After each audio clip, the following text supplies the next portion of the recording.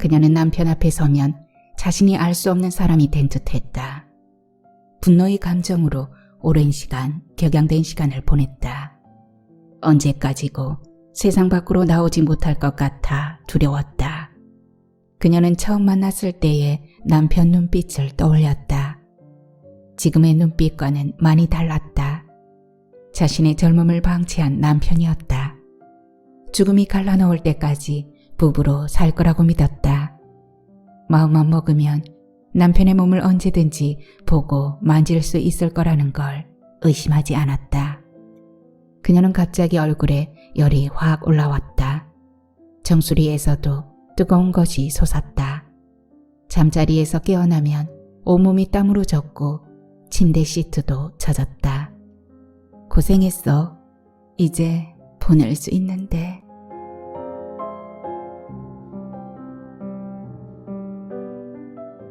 어서오세요. 하사담입니다. 오늘은 이선우 작가님의 토끼마켓 준비했습니다.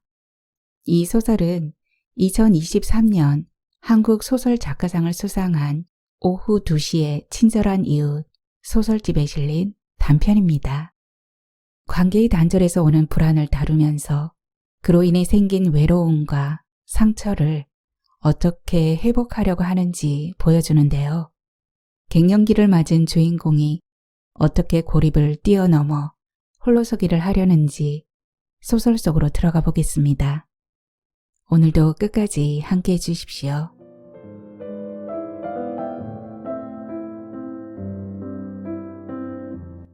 토끼마켓 이선우. 그녀는 공원으로 가는 중이었다. 중간에 도시에서 가장 오래된 은행나무를 보고 싶어 언덕길을 올랐다.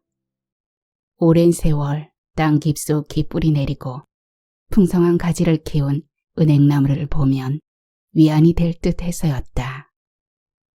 멀리 은행나무가 눈에 들어왔다. 그런데 은행나무 가까이 엿장수의 각설이 타령에 맞추어 한 무리의 노인들이 춤을 추고 있었다. 그녀는 우스꽝스러운 춤사위와 마이크에서 나오는 커다란 노랫소리가 싫었다.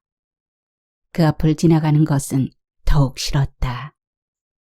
은행나무 보는 것을 포기하고 공원 입구로 돌아가기 위해 그녀가 아는 샛길로 발길을 옮겼다.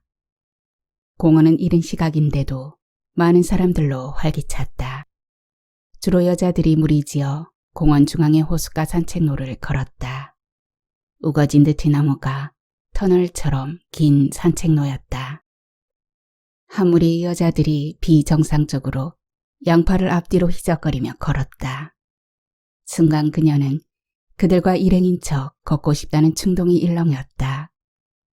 바로 뒤에 붙어 그들을 따라 양팔을 앞뒤로 크게 흔들며 걸었다. 그래야만 그들과 밸런스가 맞고 늠름한 나무들과도 잘 어울릴 것 같아서였다. 앞서 걷는 일행 중 붉은 운동복을 입은 여자가 요즘 유행하는 전염병에 대한 이야기를 꺼냈다. 백신 부작용에 대한 두려움을 말할 때는 흥분한 듯 목소리가 커졌다. 그들이 잠시 서면 그녀도 따라섰다.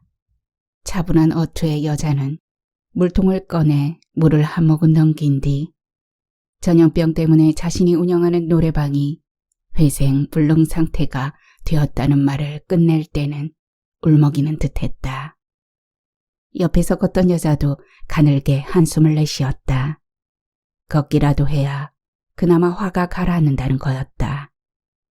걷다 보면 평정을 찾아서 돌아가지만 다음날 아침이면 떠오르는 해처럼 자신에게 처한 답답한 현실이 뭉실뭉실 피어올라 다시 공원을 찾게 된다는 거였다. 그녀는 자신이 하고 싶은 말을 그들이 대신해 준다고 생각했다. 그녀도 매일 나와 걸었다. 걷지 않으면 깊은 굴을 파고 들어가 언제까지고 세상 밖으로 나오지 못할 것 같아 두려웠다. 어린이집 교사들은 대부분 젊은 여자여서 나이 든 그녀와 휴일을 같이 보낼 여유가 없었다. 그녀가 다니던 어린이집은 원생이 더 이상 늘지 않아 폐원했다. 올 초의 일이었다. 하나나 키운 아들이 3살이 되던 해부터 보육교사를 시작했으니 짧지 않은 세월이었다. 그녀는 보육교사를 그만둔 뒤로 갱년기 증세가 생겼다. 생리도 불규칙했다. 의사는 한두 번 생리가 있다가 곧 폐경이 될 거라고 했다. 그녀는 한동안 폐원한 어린이집 앞을 서성였다. 어린이집 앞 놀이터에서 혹시 그녀가 보육했던 원생을 만날 수 있을까 해서였다. 그 짓을 그만두기 위해 공원에 나와 걷기 시작했다. 그녀에게 시간은 야속하게 느릿느릿 지나갔고 고요하게 흘렀다. 지루한 날들이 이어졌다. 심심해. 그녀는 자신에게 찾아온 심심함을 더 심심하게 만들기로 마음먹었다. 자신에게 가장 중요하지 않고 급하지 않은 일이 어떤 일인지 고민했다. 중요하고 급한 일에 당분간 매달리고 싶지 않았다. 그때부터 그녀는 걷는 것이 더욱 즐거웠다. 잠깐 생각이 잠겨 걷는 동안 같이 걷던 여자들이 보이지 않자 그녀는 친구가 사라진 듯 허전하고 쓸쓸해졌다. 늘 혼자였던 그녀는 습관대로 괜찮아지려고 눈을 돌려 다른 길을 찾아 두리번거렸다. 작약이 만개한 들판 저편에서 웨딩 촬영 중인 한 무리가 눈에 들어왔다. 그녀는 웨딩 촬영을 위한 무리들 쪽으로 발길을 돌렸다. 그들은 술의 국화와 개의 양귀비가 활짝 핀 들판을 배경으로 사진을 찍고 있었다. 신부는 미소를 짓고 있었지만 몹시 지쳐 보였다. 촬영 기사는 한쪽 눈을 찌그리고 다른 한쪽 눈은 뷰파인더에 대고 신부 신랑 모습을 마구 찍어댔다. 그녀는 지쳐 보이는 신부가 짠한 생각이 들어 가져온 물 한 병을 건네는데 드레스 자락을 들고 호위병처럼 신부 옆에 섰던 스텝이 물병을 낚아채듯 받아들었다. 고맙습니다. 그런데 화장실 가기 어려워서 물 못 마십니다. 어머, 그래요? 그녀는 스텝의 말이 친절을 가장한 책망처럼 들렸다. 그녀는 스텝 손에 들려있던 물을 다시 낚아챘다. 자신도 저런 시절이 있었지만 허상이 끝나는데 그리 오래 걸리지 않았다는 것을 떠올리며 저들도 곧 알게 되겠지. 그녀는 희미한 미소를 지으며 돌아섰다. 그녀는 내일 있을 아들의 상견례에 대해서 생각했다. 남편과 연출된 부부로 완벽하게 연기해야 아들한테 난처한 일이 생기지 않을 거였다. 그녀는 아들을 위한 일이라면 얼마든지 열심히 할 수 있다고 생각했다. 느티나무 산책로는 벚나무 길로 이어졌다. 벚나무 길은 앉을 수 있는 벤치가 많았다. 335 짝을 지어 걷거나 앉아있는 노인들이 곳곳에 눈에 띄었다. 벤치에 앉은 노인들은 혼자 걷는 그녀를 유심히 올려다보았다. 노인과 그녀의 눈이 마주쳤다. 당신은 젊어서 좋겠네. 부럽구먼. 그녀의 눈에 노인의 눈빛은 그렇게 읽혔다. 무늬만 젊었죠. 속은 당신보다 더 늙었는걸요. 남자의 손길이 닿지 않은 지 너무 오래됐고요. 닿는다 해도 몸이 반응을 보이지 않을 거예요. 그녀가 움직이는 대로 끌려오던 노인의 시선은 그녀의 더 따가운 눈빛에 풀이 죽어 맥 빠진 눈빛으로 주저앉았다. 그녀는 다시 걸었다. 저만큼에서 젊은 엄마가 유모차를 밀며 다가오고 있었다. 그녀는 새싹반 아이를 만난 것처럼 가슴이 뛰기 시작했다. 그 자리에 막힌 듯 서서 유모차가 오기를 기다렸다.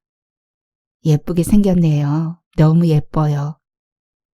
그녀의 목소리는 떨고 있었다. 모르는 아이를 앉지도 만지지도 말아야 한다는 것을 너무도 잘 아는 그녀였다. 그런데도 자신도 모르게 유모차 깊숙이 고개를 숙여 아이를 들여다보고 쓰다듬었다.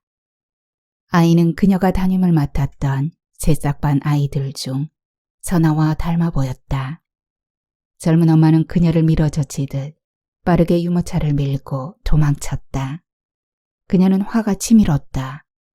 그냥 새싹반 아이들이 그리워서 반가운 마음에서 한 행동이었다고 쫓아가 말하고 싶었다. 다 미쳤어, 미쳤다고. 그녀는 멀어져가는 유모차를 바라보며 중얼거렸다. 그녀는 남편에게 자주 듣던 질책이 생각났다. 오지랖하고는 쯔쯔. 그녀는 길 가다 넘어진 아이가 눈에 띄면 아이 엄마보다 먼저 달려가 일으켜 세웠다. 한 번은 아이가 길바닥에서 뒹굴며 울고 있었다. 저만큼에서 아이의 엄마로 보이는 여자가 아이를 향해 소리쳤다. 그래, 잘해봐. 달래주지 않을 거니까 알아서 해. 그녀는 아이에게 뛰어가 벌떡 일으켜 세우고 흙을 툭툭 털어주었다. 왜 그랬어? 속상한 일 있었구나. 엄마가 저기서 기다리고 있잖아. 어서 가. 아이는 오히려 낯선 그녀를 의아하게 바라보다 엄마로 보이는 여자에게 뛰어갔다. 남편이 싫어하는 일은 하고 싶지 않았지만 몸이 먼저 움직였다. 그럴 때면 남편은 어느새 저만큼 멀어져 있었다. 빠른 걸음으로 쫓아간 그녀에게 얼굴을 찌푸린 남편은 한마디 던졌다. 유난 떠는 옆에 애들 질색이야. 창피해. 그녀는 남편에게 무슨 말이든 하고 싶었지만 입술이 떨어지지 않았다. 그녀는 마음이 예쁜 어른과 있으면 아이들은 저절로 예뻐진다는 말을 믿었다. 자신의 주변 사람들에게 의무와 책임을 다하고 배려를 하면 반드시 너에게 돌아온단다. 평화로운 아버지가 어린 그녀에게 했던 말을 믿고 싶었다. 주머니에서 전화벨이 울렸다. 남편이었다. 남편은 앞뒤 다 잘라먹고 간단히 용건을 꺼냈다. 내일 오전에 아들 상견례에 행동하기 위해 그녀의 집으로 데리러 오겠다던 약속을 지킬 수 없다는 거였다. 오전 일정에 바쁜 일이 끼어들어 그녀를 데리러 올 시간을 도저히 낼 수 없다는 것이다. 자신의 회사 앞까지 오면 같이 갈 수 있을 거라는 말을 끝으로 일방적으로 전화를 끊었다. 한 집에 살 때도 익숙했던 남편의 모습이었다. 그동안 내뱉지 못한 말들이 그녀 안에서 무성하게 자라는 것을 느꼈다. 자란 말들은 언젠가 그녀를 뚫고 나올 거라고 믿었다. 그녀는 남편 앞에 서면 자신이 알 수 없는 사람이 된 듯했다. 너는 누구니? 그녀는 갑자기 목이 탔다. 가지고 있던 물을 씹듯이 오래오래 목을 적셨다. 상견례 장소는 신부 측 부모가 정한 곳이었다. 남편 회사를 거쳐 30분쯤 내려가면 나오는 B시였다. 그녀는 이상한 인연이라고 생각했다.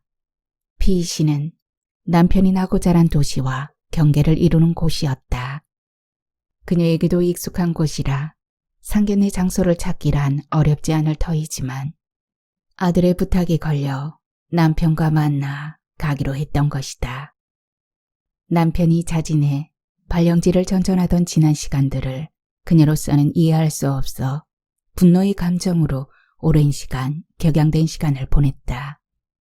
그런 시간을 보내고 지금처럼 안정을 찾기까지 자신을 납득시키기 위해 외롭고 쓸쓸한 시간이 길었다. 남편은 아이의 발령지로 방을 얻어나가겠다고 했을 때 그녀는 반대했다. 벌써 5년 전이었다. 출퇴근이 가능한 거리이기도 했지만 그녀는 이상한 예감이 두려웠다. 남편이 다시는 집으로 돌아오지 않을 것 같은. 그만둘 수밖에 없는 사정 이미 어린이집에도 말해줬어요. 무슨 소리야? 상의도 없이. 남편은 황당하다는 듯 그녀를 바라봤다. 마음대로 하고 싶다는데 말이 많네. 남편의 마음이 여실히 전해지는 눈빛이었다. 당신은 뭐든 나와 상의했나요? 묻고 싶었지만 또 입이 떨어지지 않았다. 그래도 가만히 있을 수는 없었다. 안 돼요. 같이 갈래요. 나는 그곳에서 새로운 일을 찾으면 되고 준수는 전학하면 되잖아요. 굳이 그렇게까지 할 필요 있어? 나 없이 사는 거 쉽지 않겠지만 그냥 있어. 혼자 가고 싶어서 그래. 남편의 굳은 표정을 보면서 당연히 남편에게서 듣고 싶은 대답은 돌아오지 않을 거라는 확신이 들어 그녀는 입을 굳게 닫았다. 자신의 자녀들 앞에서 말끝마다 자신이 죽어 없어지면 어찌 살지 걱정된다고 혀를 차던 죽은 시어머니가 생각났다. 그럴 때마다 그녀는 하마터면 튀어나올 뻔한 말이 있었다. 그럼 죽어보면 알겠네요. 어떻게 사는지. 산 사람은 살게 마련이랍니다. 그녀는 남편과 시어머니가 많이 닮았다고 생각했다. 넌 복잡한 게 싫고 말 많은 것도 싫어. 당분간이라도 혼자 조용하게 살고 싶어. 그러니까 잘 다니는 애 학교까지 전학시켜 힘들게 하지 말고 당신은 그냥 여기서 애하고 지내. 그녀는 짧은 시간에 벌어진 일이라 곱씹어 생각할 여유도 없었다. 누구라도 붙잡고 이야기하고 싶었지만 딱히 털어놓을 만큼 가깝게 지내는 사람도 없었다.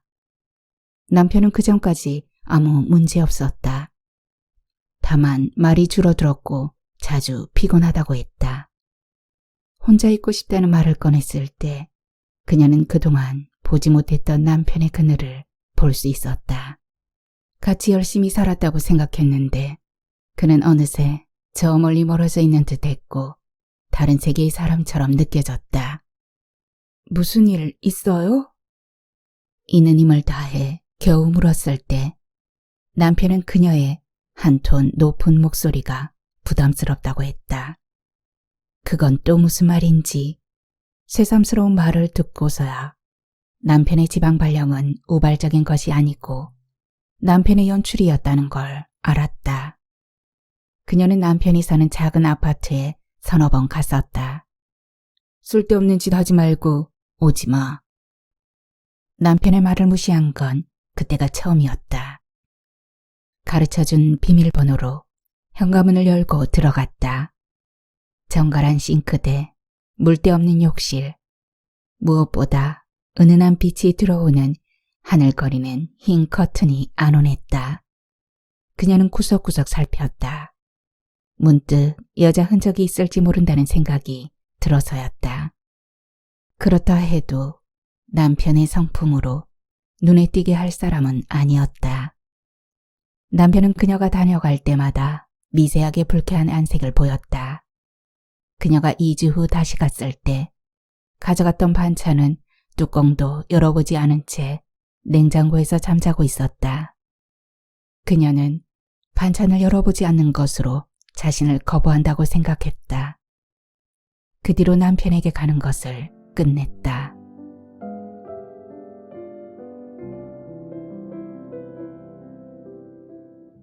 그녀가 공원 수목원 깊숙이 들어갔을 때 안개비가 내리기 시작했다. 드물게 우산 쓴 사람도 눈에 띄었지만 대부분 머리 위로 두 손을 펴 비를 피했다. 그녀는 두 손을 머리를 가리고 뛰어가는 게 쉽지가 않아 걸었다. 집에서 나오기 전 일기예보를 보지 않았던 것은 아니었다. 비 소식은 늦은 오후에나 폭우처럼 잠깐 퍼부을 거라고 했다. 그녀는 찌푸린 베란다 밖의 날씨와 일기예보를 번갈아 살피며 우산을 챙길까 말까 고민하다 물 2병만 들고 집을 나섰다. 그녀는 머리에서 떠나지 않는 내일 일정을 더듬느라 비가 굵어졌다는 것을 의식조차 못했다. 머리에서 물방울이 뚝뚝 떨어졌다. 눈으로 비가 흘러들어갔다.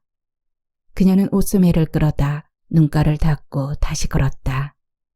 웨딩 촬영하던 사람들은 비를 무사히 피했을까? 하는 생각이 갑자기 들었다. 예쁘게 기억되어야 할 사진에 빗방울이 튀면 안 될 거라고 생각했다. 빗줄기가 굵어지면서 사람들은 어디로 숨어들었는지 알 수 없었다. 그녀는 텅 비어버린 숲을 빙글빙글 돌았다. 그녀의 휴대전화에서 경쾌한 소리가 울렸다. 토끼마켓 알림음이었다. 어린이집이 문 닫은 이후 중고 사이트인 토끼마켓을 놀이삼아 들락거렸다. 다른 사람들이 쓰다 실증나서 내놓은 물건들을 찬찬히 둘러보는 거였다. 그들은 무엇을 입고 어떤 것을 쓰는지 기웃거렸다. 적당한 것을 골라 채팅창을 열고 말을 걸었다. 그러다 사이즈를 핑계로 채팅창을 나왔다. 그러면 그녀에게도 왠지 이웃이 많은 것처럼 느껴졌다. 이웃과 소통한 것처럼 뿌듯했다. 그녀는 평소 남이 쓰던 물건을 좋아하지 않았다. 어느 날부터 토끼마켓에 나오는 물건과 자신이 닮았다는 생각이 들었다. 자신을 바라보듯 원피스도 샀고 10인용 전기밥솥도 샀다. 5인이 마실 수 있는 타기도 샀다. 아들이 다녔던 고등학교 체육복을 사온 날은 한동안 들떠서 빨아 개켜두었다. 한쪽 귀는 바짝 서고 한쪽 귀는 쭉 내려앉은 토끼가 인상적이어서 들어갔었다. 온라인 중고 매장이었다. 채팅창에서 약속을 한 뒤 화장을 하고 옷을 예쁘게 차려입고 약속 장소로 갔다. 나온 사람을 유심히 쳐다보다 가까이 다가가 혹시 중고, 혹시 토끼. 모르는 사람을 만나 쑥스럽게 웃고 쇼핑백을 받아들고 인사를 했다. 잘 쓰겠습니다. 그리고 뜯어보지도 않은 쇼핑백이 식탁 옆에 쌓여갔다. 그녀는 언제부터인지 트럭에서 들리는 쓸모없어진 가전제품 산다는 잔잔하고 조금은 무료한 소리에 귀를 기울였다. 친절하게 전화번호까지 알려주며 낡고 오래된 텔레비전이나 세탁기 산다는 트럭의 스피커 소리가 어린 시절 친구가 불러내는 소리처럼 다정하게 들렸다. 휴대폰에서 토끼가 그녀를 수시로 불러냈다.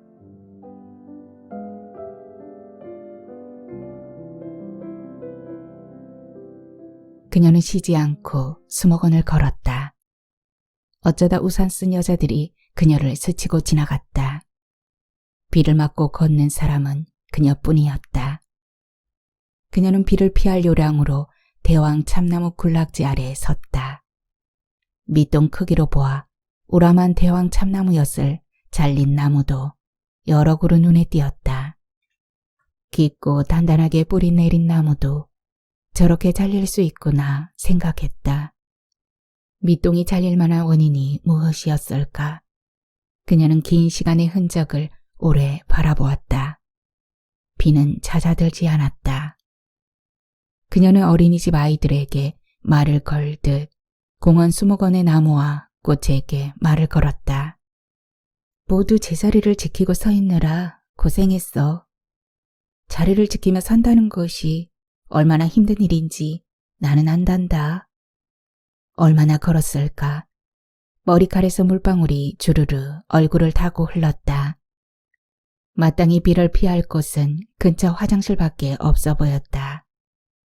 그녀는 화장실로 들어가 처마 밑에 서서 낙수물을 바라보았다.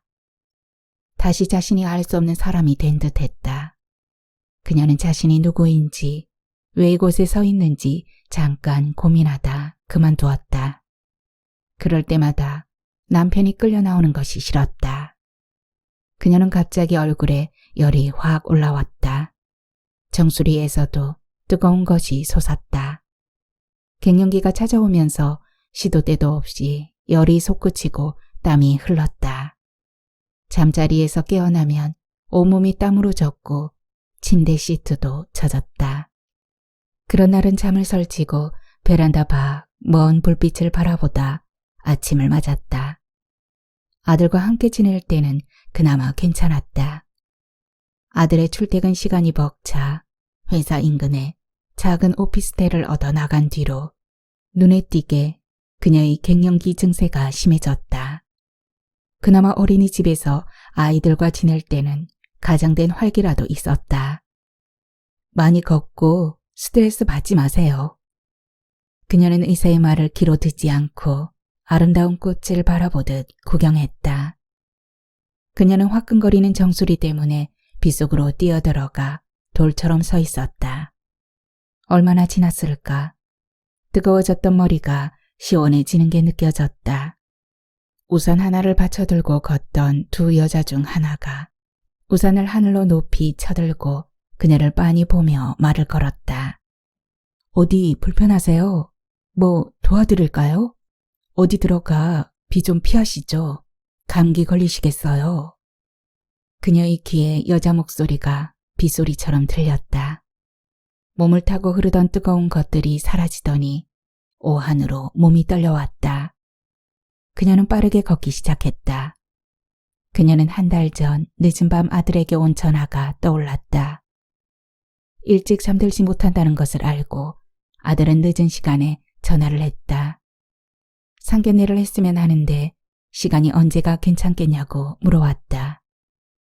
그녀는 당장 다른 직장을 가질 형편은 아니니 시간은 아무 때나 맞출 수 있을 거라고 했다. 그렇게 잡은 날짜가 내일인 거였다. 엄마, 요즘 건강은 괜찮으시죠? 그녀는 괜찮지 않다고 말하고 싶었지만 내뱉지는 않았다. 당연히 괜찮지. 엄마, 있잖아요. 두 분 따로 사시는 거 저쪽 집에서 몰라요. 앞으로도 그랬으면 좋겠어서요. 설한이도 아직 모르고요.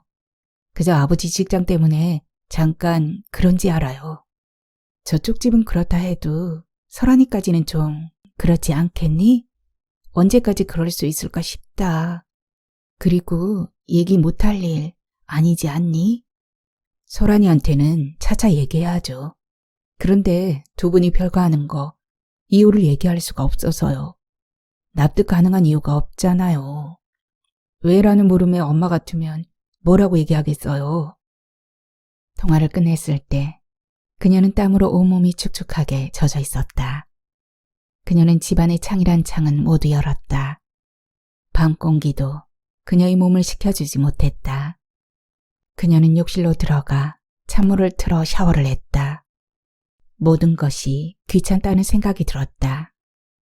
그녀는 그날처럼 모든 것이 귀찮게 여겨졌다. 공원에서 나와 천변을 따라 걸었다. 어느덧 비는 멈추었지만 그녀의 몸에서는 여전히 빗물이 방울져 떨어졌다.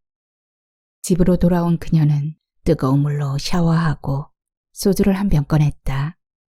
소주병 뚜껑을 비틀어 따며 그녀는 아들이 옆에 있었더라면 같이 한잔하고 싶다는 생각이 간절해졌다. 남편이 발령지로 떠난 뒤 주말마다 혹시 기다리는 시간이 길어질수록 그녀는 스스로를 설득할 말을 찾지 못해 괴로웠지만 술은 마시지 않았다. 그러나 아들이 상견례 날짜와 결혼 날짜를 잡고 자신의 애인에게 집중하느라 부산이 움직이는 동안 그녀는 술을 마셔야 잠을 잤다. 시간이 지난 뒤에 알게 된 것이지만 자신도 남편에게 질린 구석이 있었다는 것을 알았다. 그녀도 차츰 약간의 해방감을 느낀 것이 분명했다. 남편 앞에서는 무엇이든지 정리정돈하려고 노력했다. 남편은 까다롭기보다 늘 어려웠다. 남편이 집으로 오는 횟수가 줄어들수록 시댁 식구들은 그녀가 남편을 바깥으로 밀어냈다고 했다. 얌전한 것이 독하기는. 그녀는 변명을 하고 싶을 때마다 가슴에 푸르고 무성한 나무를 꾹꾹 눌러 심었다. 언젠가 그녀를 뚫고 하늘로 빛이 솟을 나무가 되기를 기대했다. 그녀는 한참을 뒤척이다 일어나 베란다 문을 열고 찬바람을 맞았다. 조금 가슴이 시원해지는 듯했다. 아들은 17살쯤 한밤중에 베란다에 나와 담배를 한 모금 빨고 기침을 쿡쿡 하다 그녀에게 들켰다. 그때 그녀는 아른 채 하지 않았다. 그 시간이 그리웠다. 그녀는 서랍장에 넣어두었던 담배 한 갑을 꺼내 베란다로 나갔다.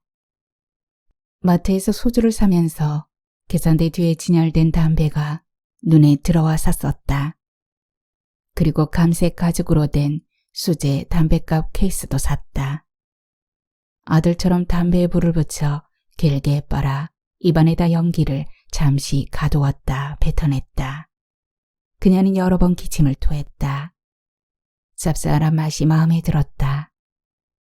앞으로 한 모금, 한 개비, 한 갑. 그렇게 담배와 가까워질 것 같은 예감이 들었다.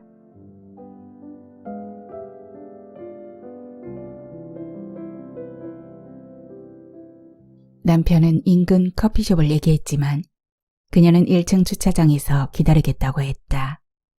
시계를 들여다보고 난 뒤 회사 앞을 서성였다. 남편은 많이 기다리지 않게 했다. 오랜만이네요. 그죠? 간혹 통화는 했지만. 당신도 좋아 보이네. 남편은 아이보리 원피스에 남색 재킷을 입은 그녀를 은근히 훑어보았다. 아들을 결혼시키면 혼자 남을 그녀를 통화 중에 은근히 부담스러워했었다. 그것에 대한 안도인 듯 했다. 그녀는 처음 만났을 때의 남편 눈빛을 떠올렸다. 지금의 눈빛과는 많이 달랐다. 회사는 더 버티기 힘들어서 그만뒀어. 대신 작은 사무실을 냈어. 저 건물 6층. 아직은 작고 초라하지만 거래처도 다 이곳에 있고 익숙하기도 해서. 준우가 말 안 해? 준우는 알 텐데. 그녀는 남편의 말에 아들에게 이상한 소외감이 들었다. 그녀가 묻지도 않았고 꼭 알아야 할 이유도 없었다.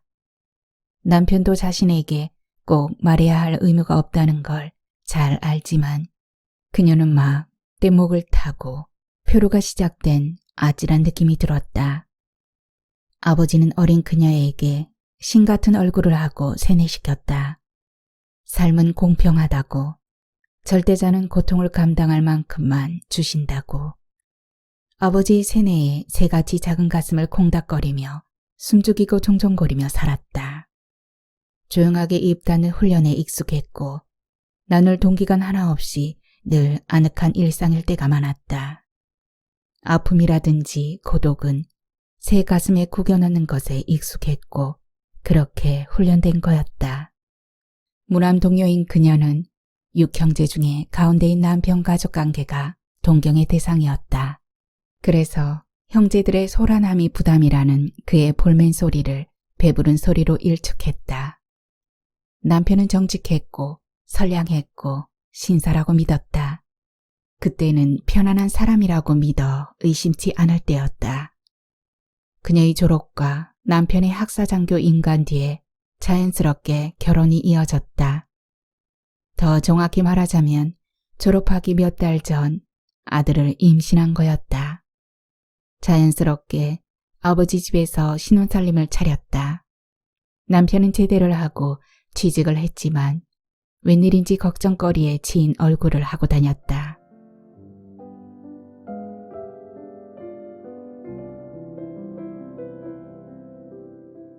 사돈될 부부는 인상보다 말씨에 더 호감이 갔다. 바깥 사돈은 침착하고 부드러운 말투가 편안했다. 그녀는 흡사 오빠가 있으면 저러지 않을까 싶었다. 반대로 안사돈은 활달하고 경쾌했다. 그녀는 남편과 자신을 생각했다. 한두 번은 있을 것이지만 소리내어 깔깔깔 웃어본 적이 기억 멀리 밀려나 끌려 나오지 않았다. 그녀가 소리내 웃으면 빤히 바라보다 얼굴을 돌리던 남편과 달리 바깥 사돈은 안사돈과 눈을 맞추고 잘 웃고 공감해줬다. 아들의 애인은 두 사람을 많이 닮은 듯 침착하고 경쾌했다. 그녀는 아들을 바라보고 아들은 자신의 애인을 바라보며 빙그레 웃었다. 잘 웃는 아들을 보며 그녀는 안심했다. 그런데 기이하게도 가슴에서 바람이 지나갔다. 와인 한 병을 비울 때쯤 바깥 사돈이 다시 한 병을 시켰다. 와인을 2잔째 비웠을 때 그녀는 얼굴이 달아오르는 것을 느꼈다. 차 안에서 느꼈던 소외감도 편안한 분위기가 상쇄시켜준 듯 사라져버렸다. 그녀는 아들이 좋아하는 잡채와 갈비를 눈치채지 못하게 아들 쪽으로 슬쩍 밀었다. 아들이 조금은 완강하게 그녀를 바라보다 자신의 애인 앞으로 다시 밀어놓으며 많이 먹어? 했다. 한창 좋을 때죠. 그렇죠? 안사돈은 아이들의 모습을 흐뭇하게 지켜보다 그녀를 의식했는지 한마디 던졌다. 그녀는 자신이 잡채와 갈비를 아들에게 밀어주었을 때부터 안사돈이 지켜보았구나 싶어 조금 민망했지만 얼굴이 달아오른 자신에게 더욱 집중하느라 길게 민망해할 여유가 없었다. 운전을 하셔야 하니까 안사돈께서 한 잔 더 드시죠. 그녀는 박가사돈의 권유를 거절하지 않았다. 잔을 받아들고 반사적으로 아들 얼굴을 쳐다보았다. 아들은 고개를 미세하게 끄덕였다. 자식을 나눠 가졌으니 저희가 얼마나 가까운 사이입니까? 자주 만나 친밀하게 지냈으면 합니다만 어떠세요? 박가사돈은 한층 더 밝은 얼굴로 동조를 얻고 싶은 듯 남편을 바라보았다. 그럼요. 그러면 좋죠. 저희도 바라는 바입니다. 오늘처럼 친밀한 부부인 척 연기하는 건 한 번도 어려운데 무슨 수로 자주 만나 쇼를 하겠다고 쉽게 대답했는지 대답하지 않을 수 없는 상황을 이해 못하는 건 아니지만 남편이 가증스럽다는 생각이 들었다. 다시 박가사돈이 그녀의 빈잔에 와인을 따랐다. 여보. 남편이 낮게 부르는 것과 동시에 그녀는 단숨에 와인잔을 비우고 내려놓으면서 아들 얼굴을 쳐다보았다. 아들은 남편과 비슷한 얼굴로 그녀를 바라봤다. 갑자기 그녀는 웃음이 터져나왔다. 그만두려고 해도 웃음은 멈추지 않았다. 엄마. 아들은 단호하고 낮은 목소리로 그녀를 불렀다. 사돈내미는 농구공을 바닥에 튕기는 것처럼 웃었다. 으흐흐, 보기 좋습니다. 하지만 얼굴은 보기 좋은 얼굴이 아니었다. 그녀는 일어나야 한다고 생각했다. 순간 아랫도리에서 뭉텅 쏟아지는 느낌이 들었다. 연거푸 3번쯤 같은 느낌이 들었다. 그녀는 두리번거렸다. 누구 하나 도움을 청할 사람이 없어 보였다. 일어나지도 못한 채 꼼짝 못하고 앉아있는데 남편이 입을 열었다. 이제 일어나는 게 좋을 것 같습니다. 집사람이 좀 취한 것 같네요. 뭐 앞으로 자주 뵐 사이들이니 아쉽지만 오늘은. 남편은 그녀를 향해 눈빛으로 일어나기를 종용했다. 그녀는 온몸이 용광로처럼 뜨거워졌다. 이번에는 폭소와 울음이 같이 터져나왔다. 웃음도 눈물도 쉽게 멈추지 않았다. 아들 애인이 일어나 자신의 손수건으로 그녀의 얼룩진 얼굴을 꼭꼭 눌러 닦아주었다. 그녀는 왠지 남편이나 아들보다 아들 애인의 손길이 닿자 눈가가 한층 뜨거워졌다. 여보, 일어납시다. 어서. 남편은 사돈부부에게 여러 번 고개를 조아리며 그녀에게 시선을 깊게 꽂았다. 엄마, 괜찮으세요? 괜찮지. 어때서? 걱정 마. 어수선한 가운데 남편은 그녀를 다시 일으켜 세웠다. 그녀가 일어나 몸을 돌리는 순간 남편은 갑자기 자신의 재킷을 벗어 그녀 엉덩이를 덮었다. 그녀는 무슨 영문인지 의아해하다 좀 전에 뭉텅 쏟아진 느낌을 생각해냈다. 화장실을 들릴 사이도 없이 남편은 그녀를 엘리베이터에 밀어넣었다. 남편은 자신의 손수건을 시트에 깔고 그녀를 차에 앉히고 편의점으로 뛰었다. 잠시 후 생리대와 팬티를 사 차로 들어온 남편이 한마디 던졌다. 병원으로 가야 하는 거 아냐? 그녀는 고개를 흔들었다. 신음과 같은 울음 사이로 간간히 웃음이 비어져 나왔다. 근거를 알 수 없는 눈물이었다. 진종에 처음 만난 자리였는데 창피하기 참. 남편이 짧게 한마디 던졌다. 그녀는 남편다운 말이라고 생각했다. 언제나 처연한 그녀의 감정보다 자신의 감정을 소중하게 여겼으니까. 차는 빠르게 달렸다. 얼마쯤 갔을까? 남편은 도로가에 길게 늘어선 아울렛 앞에 차를 세웠다. 사라졌던 남편이 쇼핑백 하나를 들고 돌아와 창가에 머리를 기대고 앉은 그녀 옆자리에 던지듯 내려놓고 차문을 조금 세차게 닫았다. 내 취향대로 샀는데 마음에 들지 모르겠어. 남편이 시동을 켜고 조용히 입을 열었다. 은근히 강해 보이더니 무슨 일 있는 거야? 그녀는 남편의 말에 어떤 대답도 하지 않았다. 입에서 나오는 말은 모두 부질없을 듯 해서였다. 잠깐 사이에 많은 것들이 그녀에게서 빠져나갔다는 생각이 들었다. 자신의 몸속에 키워왔던 나무가 몸을 뚫고 나오는 듯도 했다. 이상하게 가볍고 편안했다. 남편은 호텔 주차장에 차를 세웠다. 호텔은 작지만 외관은 깨끗했다. 그녀는 남편이 처음 자신의 집에 데려간 날 돌아오는 길에 들렀던 호텔이 이쯤이 아닐까 생각했다. 아주 오랜 시간이 흘렀다. 그 호텔이 아직 있을리 마모하지만 이 근처임은 틀림없어 보였다.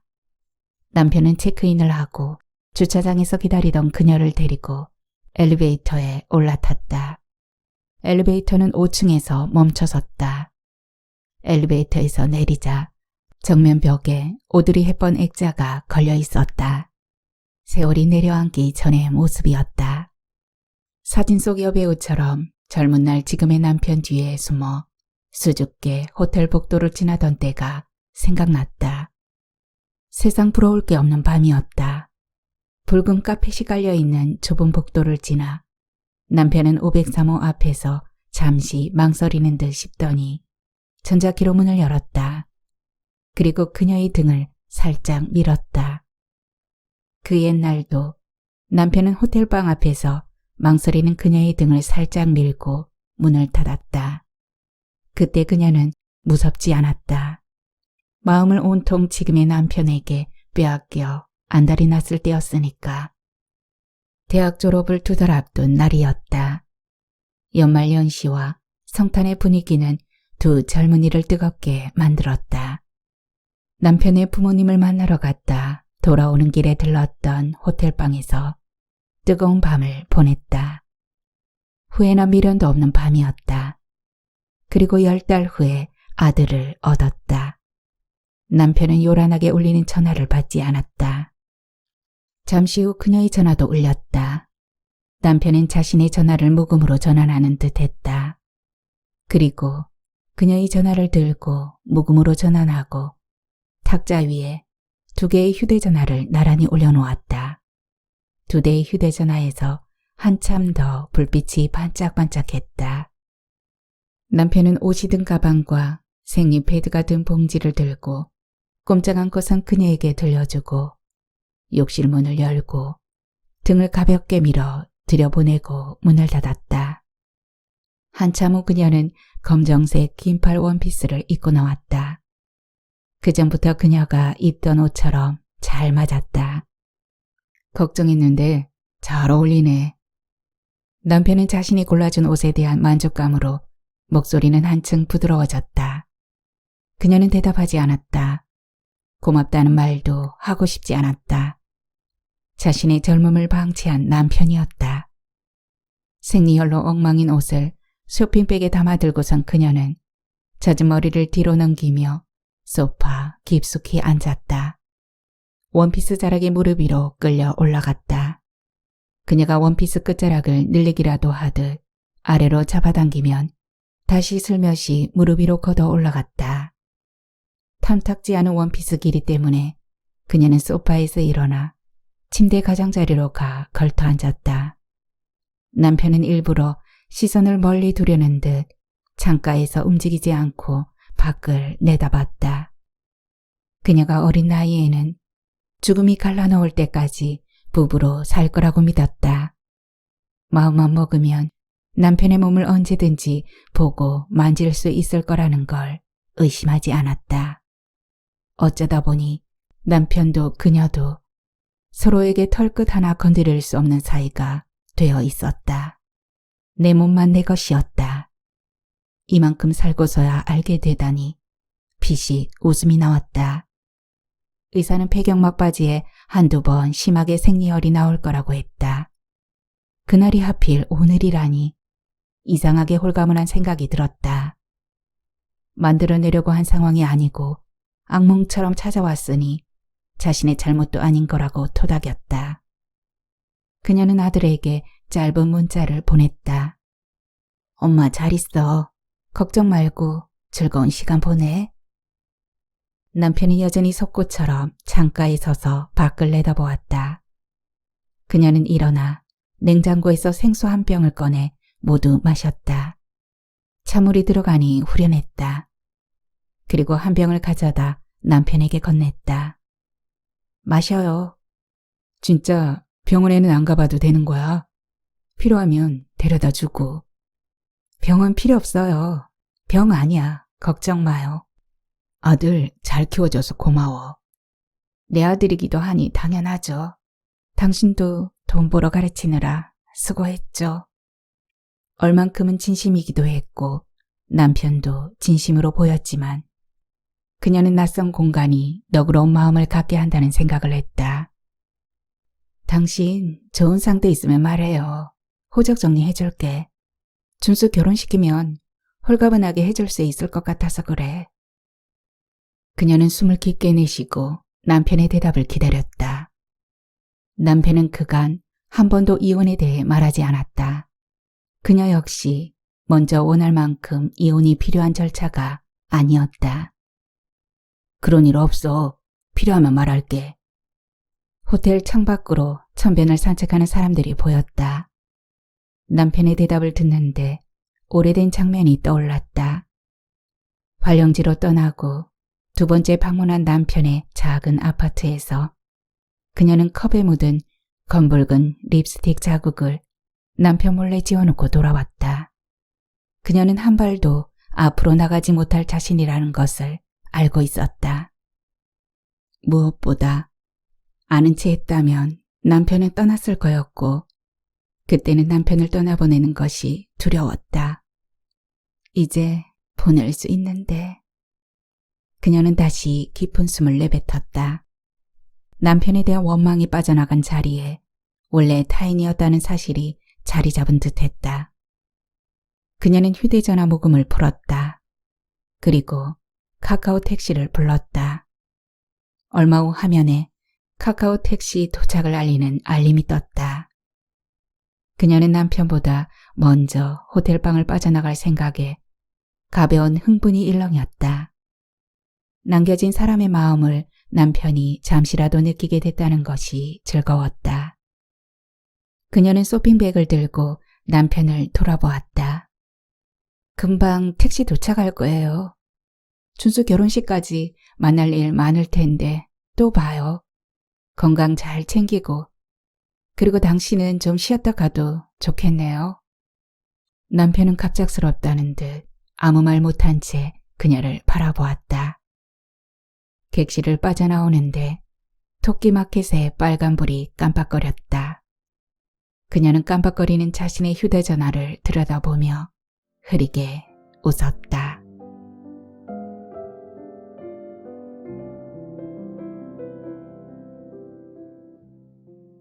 오늘의 소설 토끼마켓은 여기까지입니다.